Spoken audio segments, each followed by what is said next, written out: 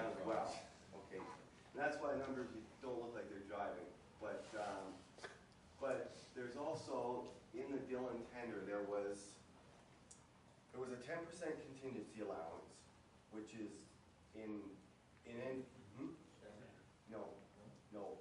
no, standard is about 4%. So that, we pulled that out because that to me was unreasonable. And there was also a huge amount for what we call cash allowances.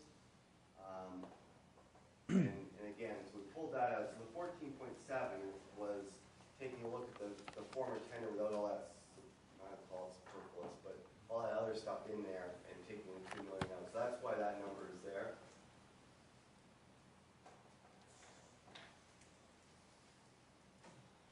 So part of the 100,000 would be to take the grit removals out Yep. and put a connection to the lagoon for the equalization. Right, yeah. Yeah. Right. Question, and again, it goes back to your explanation of full cost recovery. I'm sure the day-to-day operations are full cost recovery, I would think. Are they not? Full cost recovery includes allowances for depreciation. That's correct, yeah. And maintaining. So that's full cost recovery. Yeah. So this is for some of us, the reviewer gets a little bit gray. If we'll just use the town of Goderich, it's one town, one taxpayer.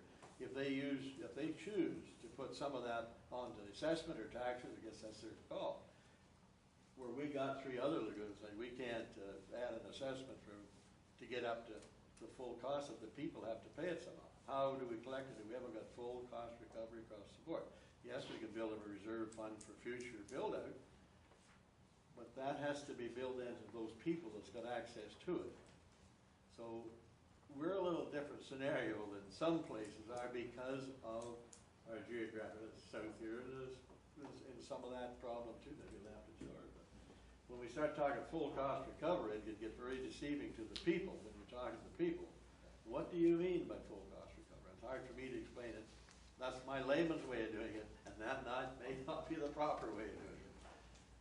Well, and certainly, and that's probably why the government sort of backed off in terms of making full cost recovery mandatory in all cases, because there are municipalities, facilities that run into these different types. It's not one size fits all. No, not like town like say. We'll use Goderich as an example. When there's one town, one taxpayer, you can kind of do a little bit of what you. Well, also on a full cost recovery, they are pushing that it all be done through water and sewage rates rather than to tax rolls. But then you get municipal little tiny communities that I work in, and they just can't handle it. They need the rest of the tax base of the municipality to support some of these facilities. So they sort of say that, well, you have one community in this municipality, and that community has water and sewage. There's an overall benefit of having that urban center in that community, so some form of taxation should go towards supporting that. You get into these small facilities, full cost recovery is a massive financial load on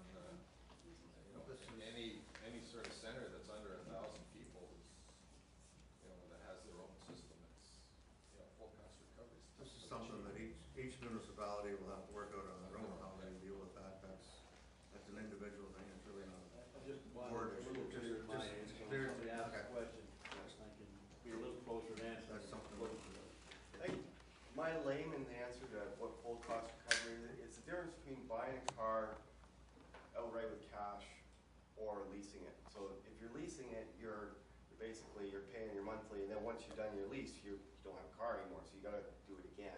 And that's what full cost is. You're putting those monthly payments in, so that by the time you get to have to replace it, the money's there. But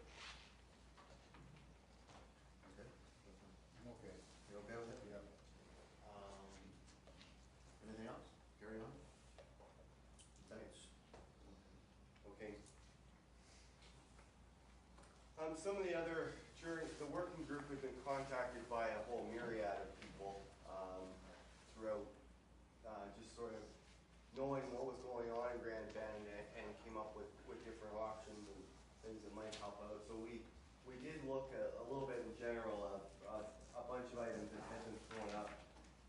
None of these would meet the effluent criteria specifically, so that's why they weren't evaluated in detail. Some of them might help and could be part of the project, but they don't meet the intent of the project.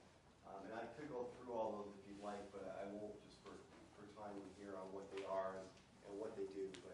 But just to mention that there were lots of people that did come forward with ideas, and we were respectful to take a look at them and see if they would make sense. Now, in terms of recommendations, what I wanted to do, I mean, we were a working group, and still the board has to make the decision, and the councils have to make the decision. So the way we've come forward is we have basically a short list of options, and we're quite happy to work with you guys to refine that to where you want to go. But I didn't want to come in with a solid recommendation. I wanted to get your input before we did. So our shortlisted options were the half orbital is tendered, the orbital with full equalization value engineering. So that's bringing the size down, and then also the half orbital with more full equalization value engineering. And then the fourth one was if you want to bring your cost rate down, or a lot more, bring your cost down more. You can look at the area lagoon, the stagger, but that basically puts you at square one again, right? The orbitals have been designed. You've got that concept that's been designed and covered through about it. So if you went the other route, the last one, you're basically back at square one, starting with the blank page. One is, with regards to number 4, the area of the lagoon, for a future phase, we probably have to purchase land, is that correct? I think you could get away on the existing site for a future phase of that one. Because you can, right now the lagoons are fairly shallow, they're only 6 feet deep, and you can make an area lagoon work at 6 feet deep, but they like to be 10 to 12 feet. So as things expand, I think you raise your berms, and you could put a second or a third lagoon in there as well. So that I looked at and thought about that, and I think there is enough land that you can keep it within the existing footprint. And with regards to the orbital molecular flow equalization, that one, which I believe, if I understand correctly, that's the one that has $600,000 additional design costs. Yeah. Because you're taking a different approach in separating out the lines, right? Yeah. And which may be of importance, if I understand, if we're retendering, so that we're protecting from potential legal problems, if we're really taking a significantly different Yeah. approach to it. So it has some protections. It does, yeah, and I guess that's a very good point and I'm glad you raised it, because I didn't include it in my presentation.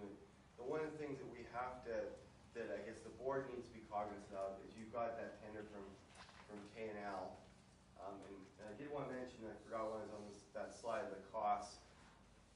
When we analyzed the costs and I looked at their tender, you got a good price from them. Like when we broke down the unit prices for concrete and building and all that stuff, you actually got it was a pretty good price for what they were bidding on. So that's sort of just, now moving back into the K&L tender, you do have a tender that wasn't accepted and canceled. There is a potential that if you re-tendered it, if you took those drawings that were tendered and threw them back out in the street, K&L could come back and sue the board for not awarding a tender in good faith. So in order to get, one of the ways to get around that is you can re-tender a project, but you have to make it a significant change to it. And I think Andy's sort of rule of thumb is what, about 30%? Yeah, usually we've historically gone at about a minimum of 30% in terms of changing the scope of the contract. So I guess, the first option would be tough to just throw that out. So that's the concern on the first option. And the second, or the third option, which is the half orbital, we would have to make sure that with the flow equalization and the value engineering, that 30% that we actually achieve the 30% change. So there's some risk associated with that, but the options, the second one